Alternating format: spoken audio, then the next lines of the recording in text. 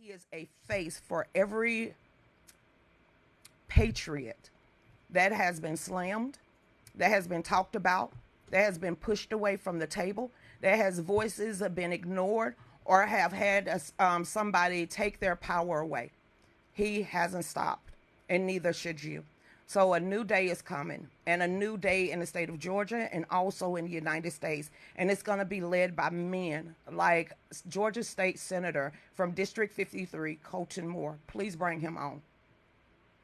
Ms. Hughes, thank you so much. Wow, that was a strong monologue. I greatly appreciate that. Right, likewise, right back to you. You're an absolute patriot, getting out there and never being cowardly when it comes to freedom. Right, we don't back down when we're advocating for freedom because the next generation depends on our fight here to keep it going. Absolutely. I have 9 grandchildren. Five of them live all in the northeast region of Georgia. So when I got in and I ran for state rep 116, I did it because I wanted something better for every walk of life in the state of Georgia, just like you did. Now, when you first got out there, because I can read you all your Wikipedia, you got a Wikipedia page. I can read your ballotpedia, but I want everybody to hear from your voice. What made you first stand up? What was your why, and why you're not backing down anytime soon?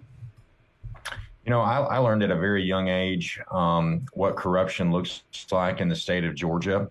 When I was about 4 or 5 years old, my father, ran a small trucking company, just like any other American, was looking to benefit on the American dream and work hard. Unfortunately, he was accused of transporting drugs and had a very corrupt sheriff in town who was a part of that debacle. And he was sentenced to 10 years in the penitentiary for a crime that he didn't commit. My family and hundreds of others in the community wrote letters to the judge asking them to reopen the case. And ultimately, his 10 years in the penitentiary was reversed to 10 years probation. And at a young age, I had another chance at a father who wasn't just going to end up in prison like so many other, middle class folks all across the state. Georgia is one of the most incarcerated states in the country and in the world. So ultimately, I saw that power could be used to do very damning things to everyday Americans. To start with, it was all about vengeance for me. I wanted vengeance for what had happened to my dad and to our family. But I started studying politics very rigorously. Went to the University of Georgia and ultimately, made it my mission in life to stand up for the poor, the broke, and the damned in our society. And got elected to the state Senate. And I tell you what, when you experience that type of trauma as a 4 and a 5-year old, there's nothing that scares you after that. There's nothing that scares me now except God and electricity, because I know they're both there and I can't see either one of them. Amen. Okay, I've got to ask you, because did you feel protected that day?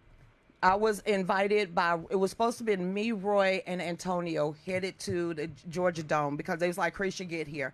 And I said, it's going to be a mess. I did not think it was going to be that messy to where they slammed you on the floor. That was outrageous.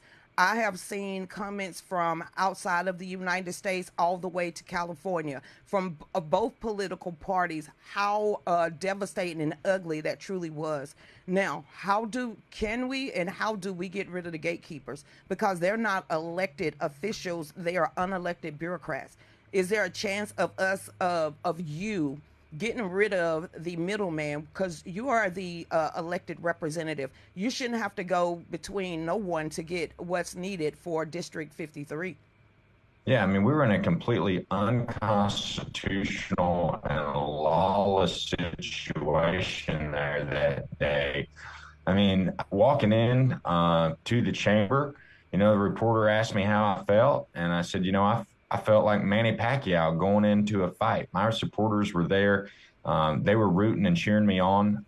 But, instinct when a guy my size is in that But ultimately, I had to represent my constituents, right? My constituents is who I was fighting for in that situation, which means it wasn't about me. It wasn't about me throwing blows back, because that's ultimately what they wanted anyway. They wanted to send me to Fonnie Willis with felony assault charges. Yep. Because remember, John Burns was one of the first people to push back when I was calling for accountability against Fonnie Willis when she indicted Donald Trump and the 18 others.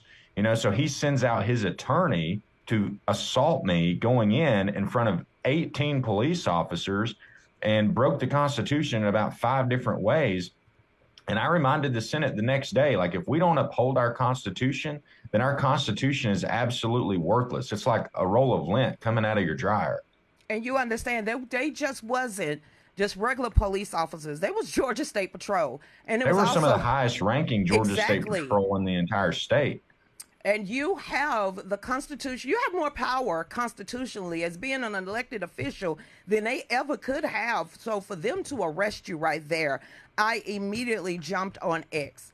I immediately jumped on X and started getting the word out. And the next thing I saw was that President Donald J. Trump, one of his lawyers, wrote on X, and I think his name is Sabatini. That was like, when he gets out, you need to get in contact with the Trump attorneys, because this needs to stop. Now, when it came to John Burns and stopping you with the Fannie Willis case, I was very outraged about that. Us being the party of truth, us being the party of God, us being the party of helping everyone. Why does it seem like they're more about helping themselves? Nepotism, favoritism. And like I said, the corruption inside of the state of Georgia, I've been paying attention to it for at least 16 years now, and I've never understood how they have that much power, but they have an oath of office at the same time to uphold and do what's right, and no one calls them to the carpet. Yeah, I mean, we're at kind of a standstill right now with so many House reps. I mean, their silence is deafening.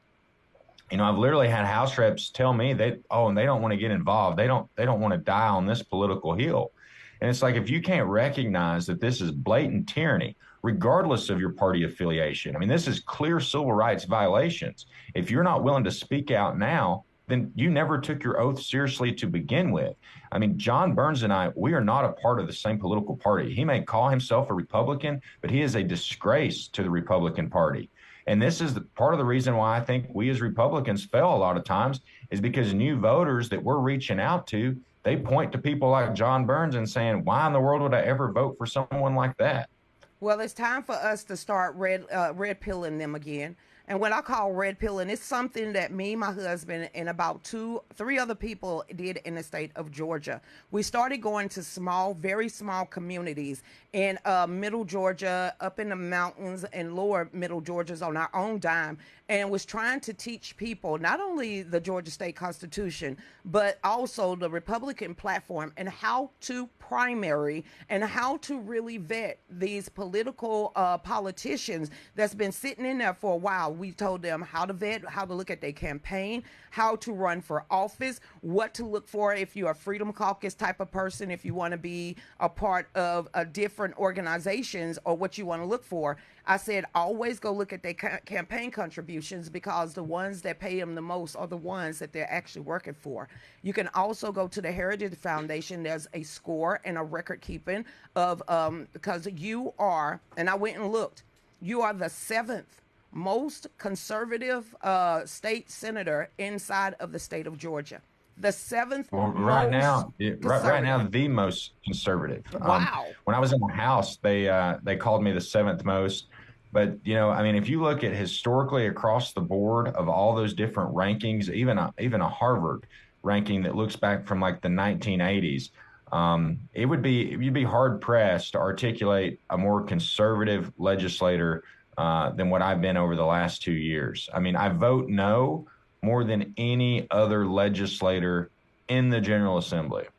Now, here's because it just happened today with President Trump, and it happened yesterday. And I know that the state of Georgia has some ties with the World Economic Forum, and the World Health Organization, okay? And because we accepted $1 billion, but that's neither here nor there. Now that we are out of the World Health Organization and the World Economic Forum, how do you see that being an impact inside of the state of Georgia? You know, ultimately, we see that at a federal level. But remember, Governor Brian Kemp, you know, if it wasn't for the inauguration this week, he would have been right back in Davos, you know, rubbing elbows with these, you know, nasty, corrupt billionaires. Nasty and corrupt. That's the best way to describe them. You know, if you look at other states that have Democrat governors, they're typically the ones bragging about going over there to go rub elbows with these people.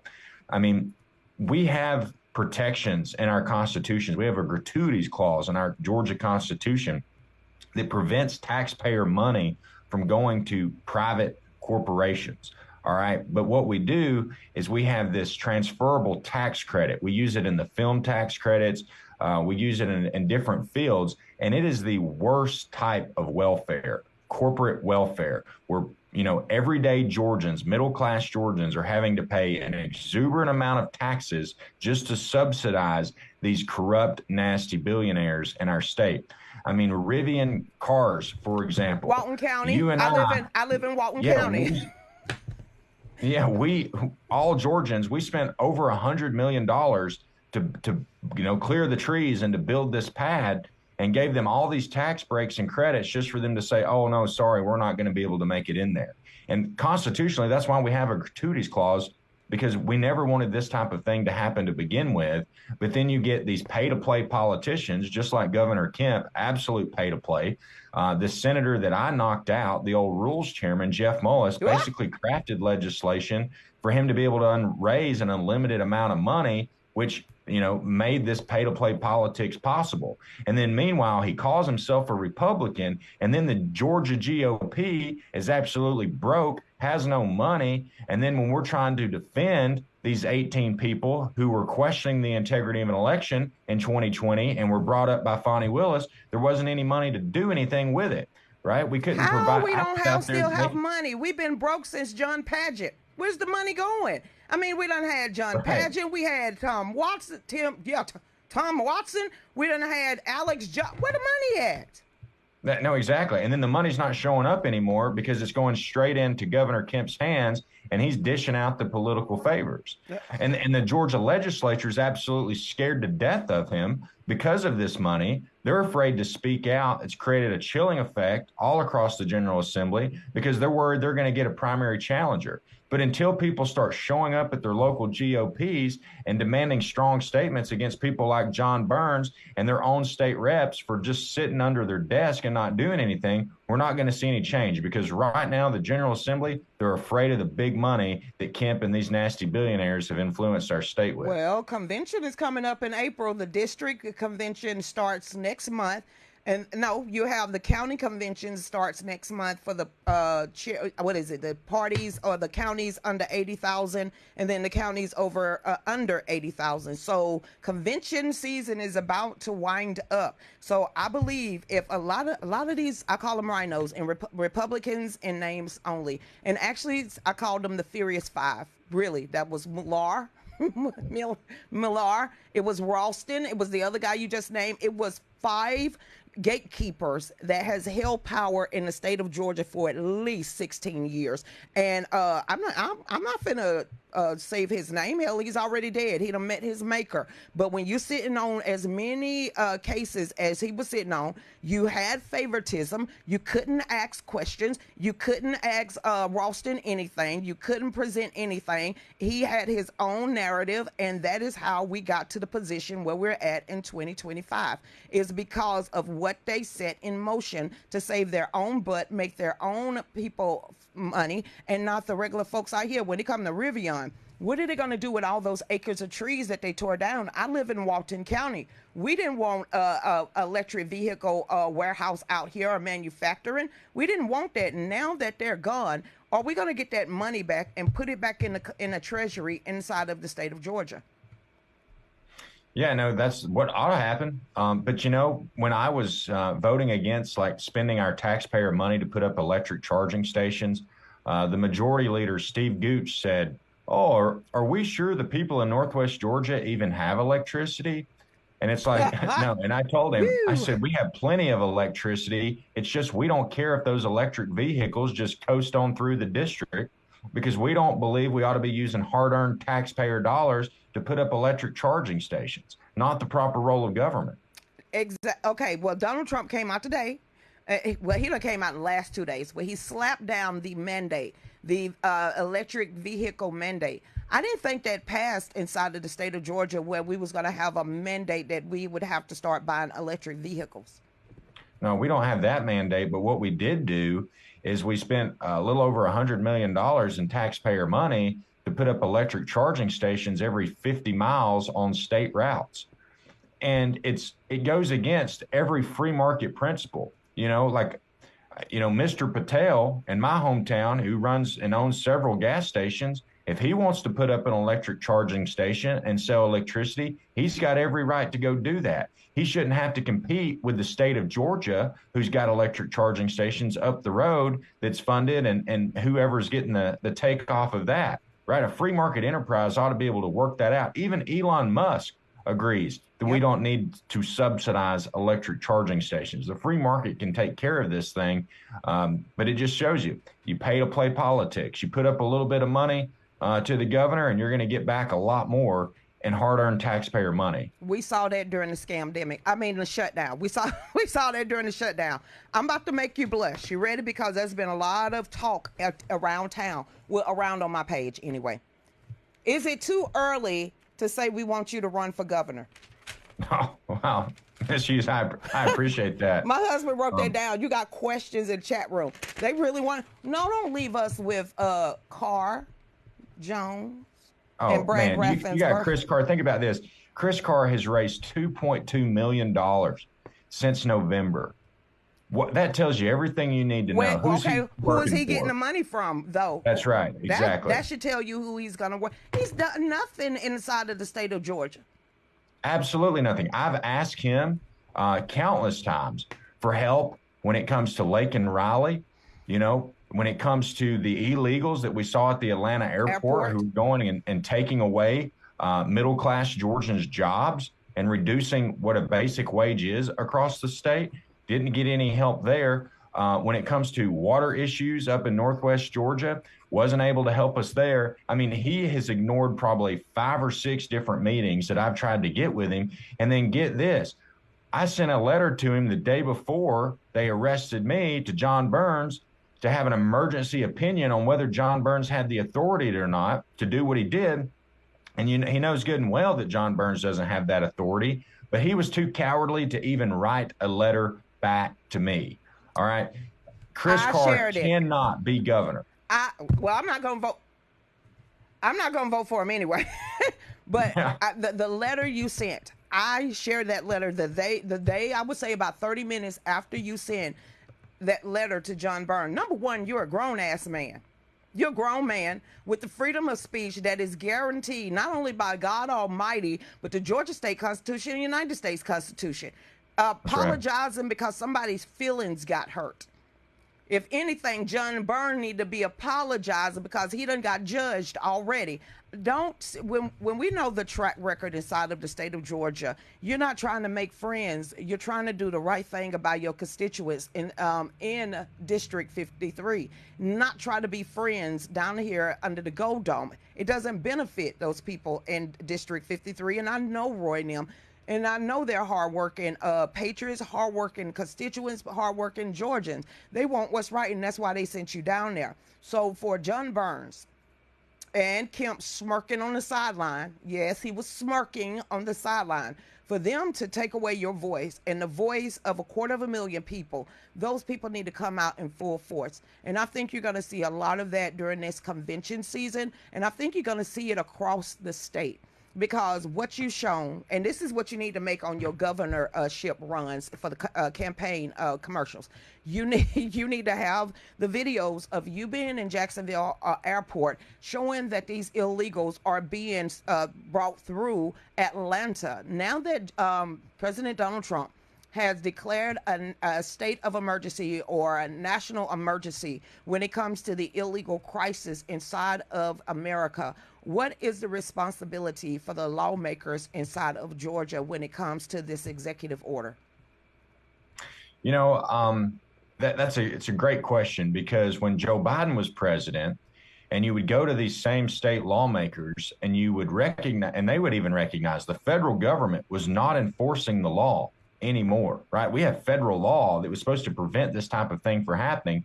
And then it shows up in the state of Georgia. And remember, in Northwest Georgia, we have Interstate 59 that goes through, which basically connects Eagle Pass, Texas, back to New York and D.C. So we were seeing a lot more illegal immigrant and human trafficking than what a lot of other Georgians were seeing.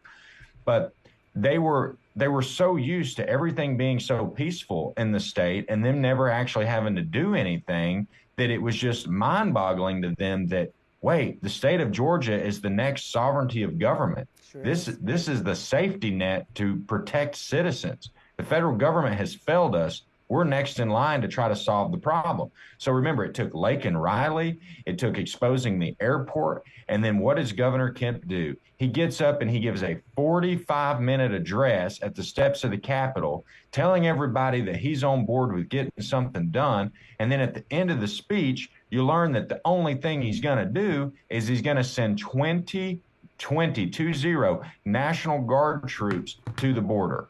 That's it. That's 20 National Guard troops. I mean, we have more than 1 million illegal immigrants in this state. And you talk to state troopers who said back when Trump was president the first time, they could pull over a truck that had a bunch of human trafficking in it, say at the border on I-20. They could call up ICE. ICE would come out, get the job done, round them up, deport them, whatever they needed to be done. But they said as soon as Biden became president, if they tried to call up ICE, ICE wouldn't respond.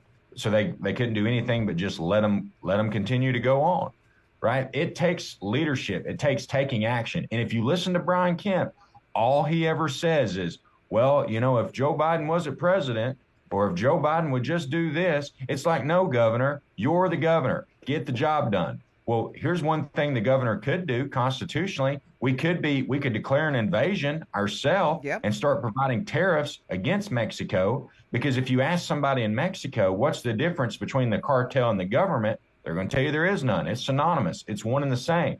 So until you start costing Mexico more in legitimate trade than what they're making in illegitimate trade, i.e. fentanyl, i.e. human trafficking, until you change that dynamic, they're not going to stop. But if you go to the auto parts store, everything's made in Mexico. You go to Home Depot and try to buy a refrigerator, made in Mexico. So we've got to stop the legitimate trade, and then maybe they'll stop the illegitimate trade. We have enough businesses. Let's just take Dalton, Georgia, because that's like the home of the carpet center up there. We have so many businesses that's already established inside of the state of Georgia. We don't need foreign aid.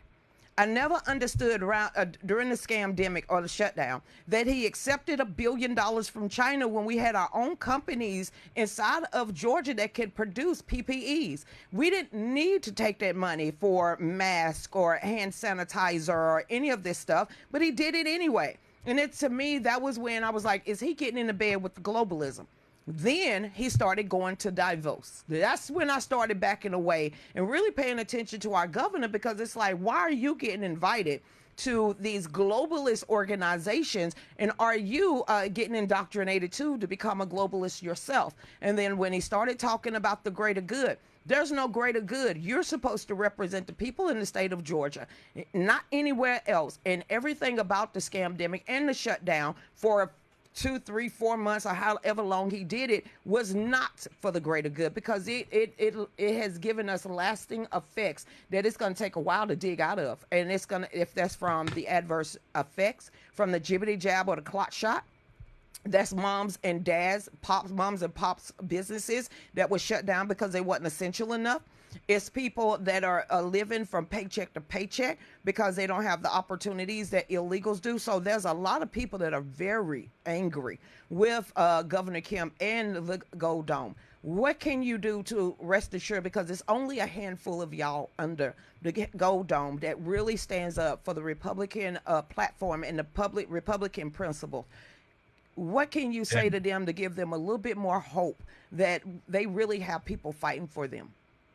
Well, I think, ultimately you and I, and I'm sure many of your viewers understand what the globalists are up to. But a lot of people don't understand what the globalists are up to. And the globalists ultimately want to destroy our society from within. And the easiest way to do that, if you think about it, is you start promoting all this transgender nonsense, right? You don't have a nuclear family anymore.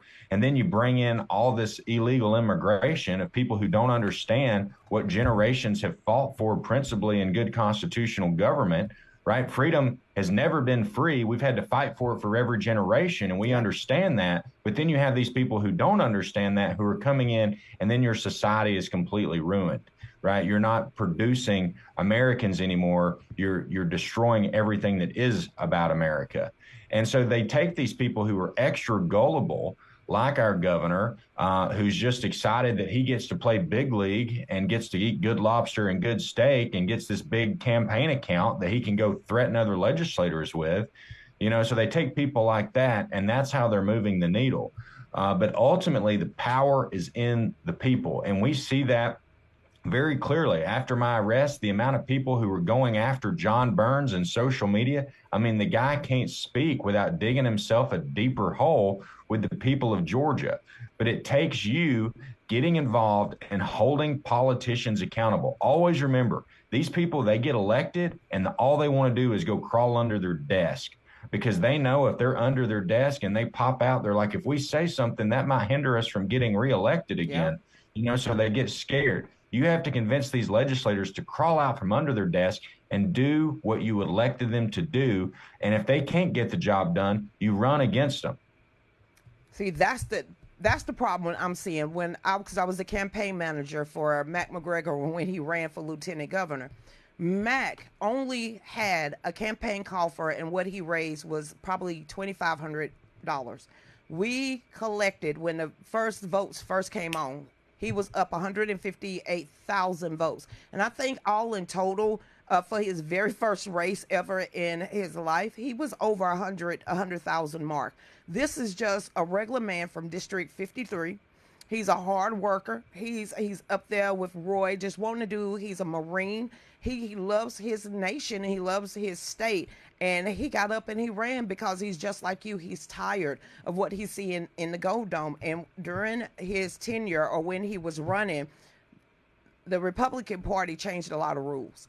How much you can fundraise, what taxes you need to present. It wasn't when I ran, it was a little bit more lax when I decided to run for state rep. It seemed like they pushed the field goal just a little bit further so that ordinary Georgian citizens cannot get up and run without jumping through all the political hoops to prove who they actually are. Is there any way that we can change that back or not make it favorable for, rich people? Yeah. Yeah. I mean, when it comes to statewide offices like lieutenant governor or governor, the personal financial disclosures are a little bit more detailed than, say, a state house or a state senator. But that shouldn't hinder any regular everyday Georgian and jumping into a state house or a state senate seat. And people tell me all the time, they're like, well, we're worried about, maybe we've got this skeleton in our closet or whatever. Understand, these people, even if you don't have any skeletons in your closet, they're going to try to make a skeleton and put it in your closet, right? They're just going to make stuff up anyway. So do your part, get involved, and don't be worried about the consequences. Recognize that this isn't about you personally, but it's about your constituents. It's about the freedom of every Georgian in this state and for the next generations, because freedom is not free. And if we just ignore things like happened to me last week, then these tyrants are just going to keep doing it over and over and over again. And once you lose freedom, you never get it back. Well, they're going to have a little get up and go gumption, wherewithal, and passion, because we got to warn them. They will attack you.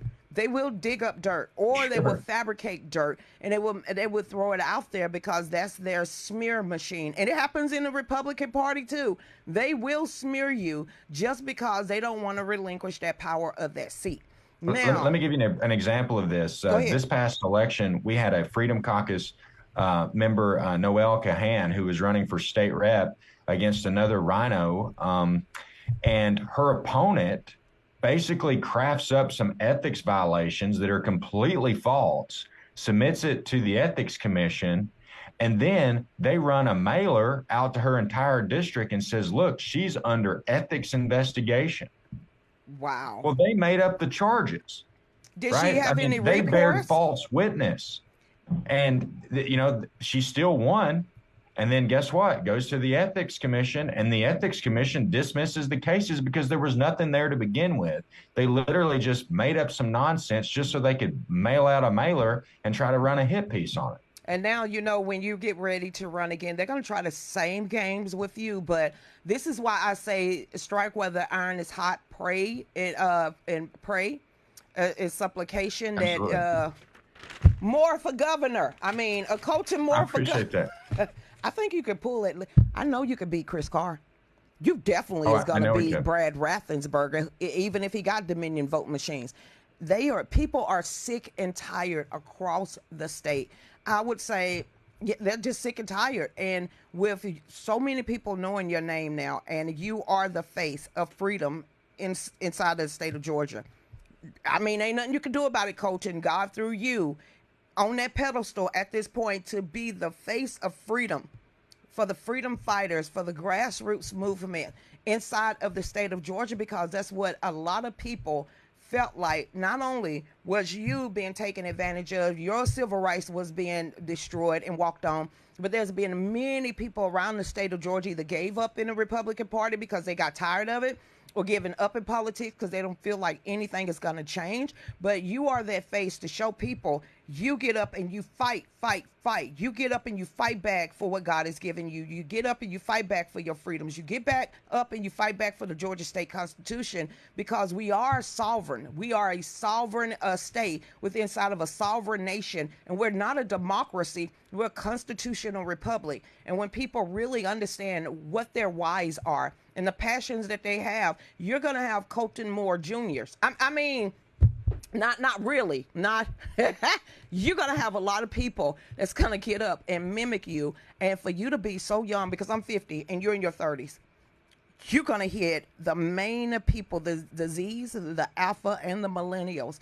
And you're going to take away the power that the people that are older than me and my age think they have over the state of Georgia. And it's going to take your generation to actually stand in the gap for what they left behind and wide open. I certainly hope we inspire the next generation, because there's nowhere else to go. I love Georgia, and I want to see Georgia thrive over the next many generations. And ultimately, I'm kind of at this point, it's just like a tipping point to where the fight has never been harder, and the people to put up the fight have never been fewer. And it's certainly a reflection point at this point in history. So I'm certainly looking forward to hopefully inspiring some others to get active. I know a lot of people have commented on, during that situation last week, why didn't I throw blows? Why didn't I put some punches out there? And, if it was just me personally, yeah, that would have probably been what I would have wanted to have done. But, always remember Proverbs 16:32, right? That he that ruleth his spirit is greater than he that taketh the city. Amen. And that's any young upcoming leader definitely needs to read Proverbs and understand things like 16:32. Well, we have 1 minute left, and I'm going to give you the last of the time. Remind everybody again how they can support you and your future endeavors. And thank you so much for coming on, but go ahead. No, absolutely. I appreciate you doing the show and providing this platform to real, true patriots. You can always find me on X at Real Colton Moore. You can go to standwithcolton.com and help us out on our legal defense fund. Remember, I'm still being criminally indicted right now, even though it's completely unconstitutional. They've already had me, I'm supposed to show up in the court, and I told them they could find me in the Senate chamber because that's where I have a constitutional obligation to be. But if anywhere you live in the state of Georgia, contact your state representative and demand Speaker Burns resign, because this tyrant has got to go. Amen. Everybody, this is Colton Moore Y'all stay tuned. We're gonna come back out. We're gonna end at the 6:30, and then we'll shut off Facebook. But y'all, Colton Moore, get over there, support his legal defense fund, and just let them know the status quo got to go. So everybody, y'all stay tuned. We'll be right back. Go ahead, Dave. Thank you, Colton.